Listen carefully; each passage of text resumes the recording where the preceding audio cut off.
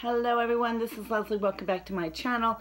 I always say this, and I do this extemporaneously. You can see because I've got things on my dress.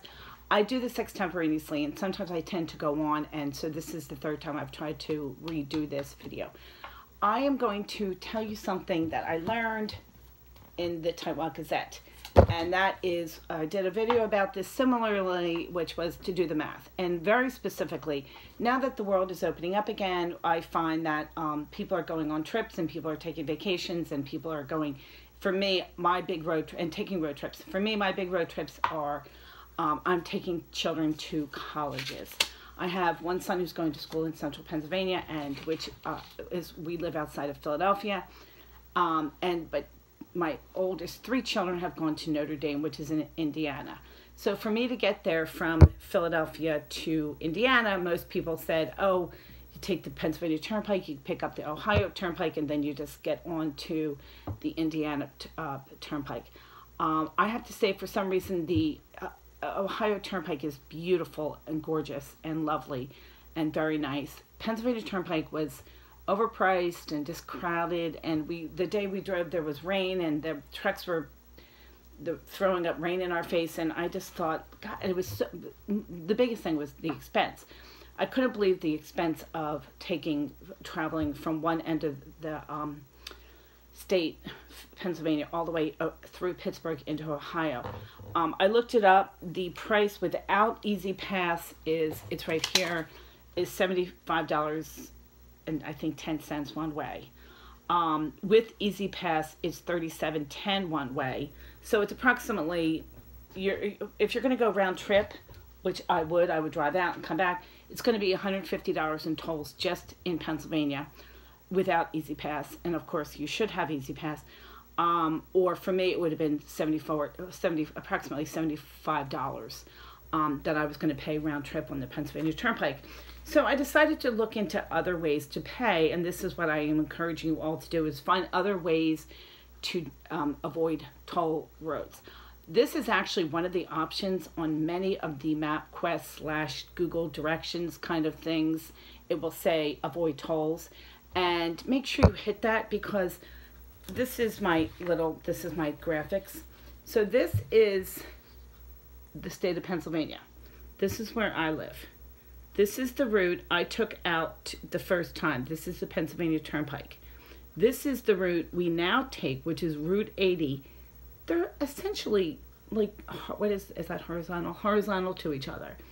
This one is free. This one costs me, this is free round trip. This cost me $75 round trip, or without any Easy Pass, it would cost me $150 round trip. That's like pretty easy to figure out why you would just take that one, the pink one, not the blue one.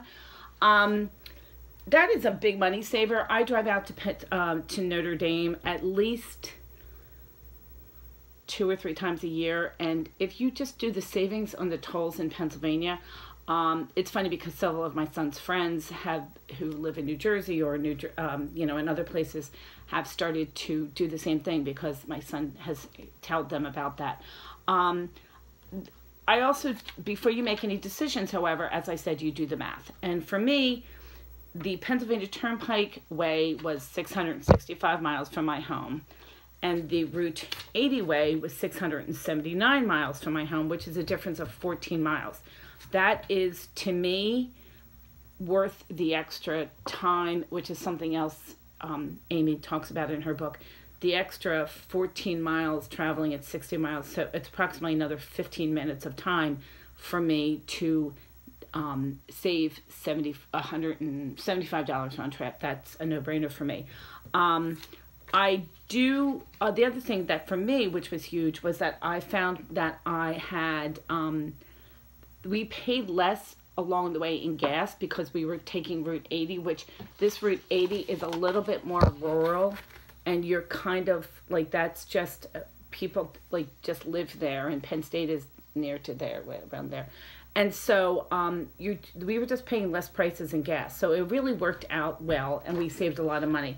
So to me, whatever trip you are taking, another example is for me to go down to the Jersey Shore. I have where we live, we have to cross over a bridge.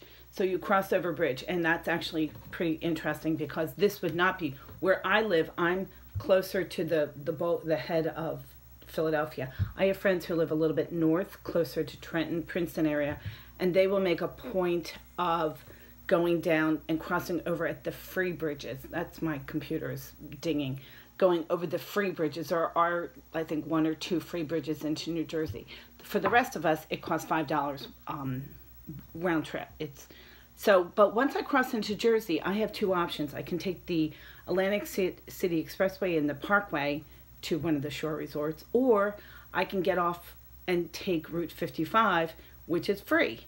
So that obviously is the route that I take because it is free. Now, I think that I did the math, and each way down, every time you go down and back, you're paying on the just for the tolls from my house to one of the shore resorts down there, which is between 85 and 90 miles away, is about $7.50 in tolls. Every time I make a round trip to the beach, that's $15 I am saving because I don't take the roads with the tolls. Obviously, again, Amy would say, do the math. Is it worth it? For me, it is worth it because I also, up until recently, the New Jersey gas was significantly cheaper than it is in Pennsylvania. It's not like that anymore. But for me, the back way, which does maybe add 10 to 15 minutes each way, is well worth the extra money that I save because I take that route a lot, and that does not include the cost of the bridge that I take because everyone, except for the people who live way up north, have to take the bridge and pay the $5 for the bridge. So anyway, long story short, again, like I said at the beginning of this, I talk too much about this. I may end up doing this one over again. Do the math if you're about to take if you're going on any kind of trip. Do the math and see if you can find a way to take the trip for cheaper and without having to pay tolls along the way. It is a huge savings, especially I think I called it the multiplier effect. Add up the cost of doing it, not just this year, but for the next 20 years. If every time if I took one beach vacation to the beach and saved $15 every time I went to the beach, it's only $15 this year, but it's $150 over 10 years, and it's $300. And if you do that for 10 trips a year, it really starts to add up and save money. I think you get this. Do the math before you take any road trip and see if there's a toll-free way to take the trip. This is Leslie. Thank you so much for stopping by. If you like the content, please let me know. And if you've ever gone out of your way to take a trip and to save some money, please let me know. Thanks a lot. Bye-bye.